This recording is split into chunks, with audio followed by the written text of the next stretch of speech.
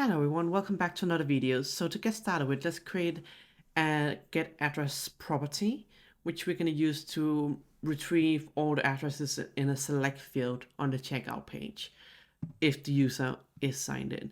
So what we want to do is to get started with is to essentially get the addresses from the user model. So we can just say return all user addresses. And then inside checkout blade.php, let's just return the value of addresses. All right, so we also want to make sure that we are returning null if it's empty, either if the user doesn't have any addresses or in the case where the user is not signed in like we aren't right now. So to get started with, let's create an address, and I'm just going to call this ABCD and relate it to the user number 1 with a timestamp on both of them as well to make sure that all of that is sorted. So now we have this address in here, which is perfect. We can now head into our check out the blade.php file, and in here I'm just gonna go ahead and I'm gonna hide some of these here so we don't need to see them to take up quite a lot of the viewport space.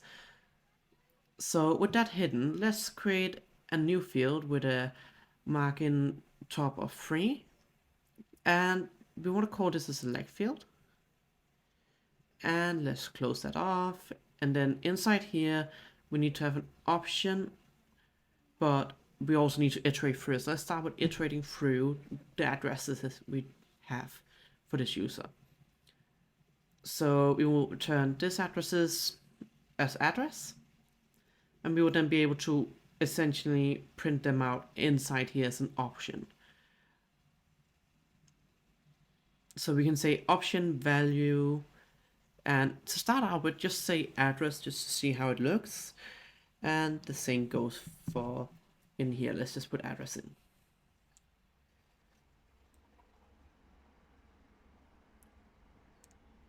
And let's put address ID in here, and in here we will just put address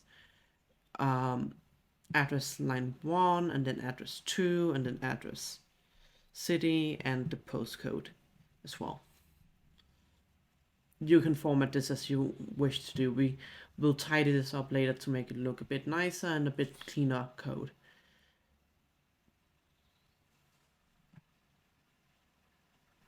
And we will also put in the city as lastly, and also let's just add in the postcode.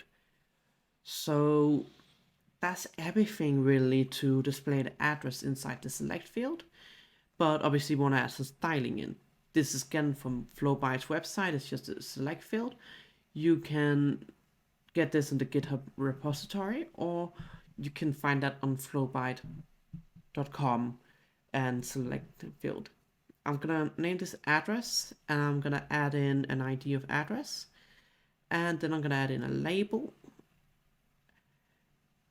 And actually we may wanna just copy it from one of those below here. So for the address line 1, we can copy the label, add it in, put in as address select, and the same goes for up there, address select, and just call this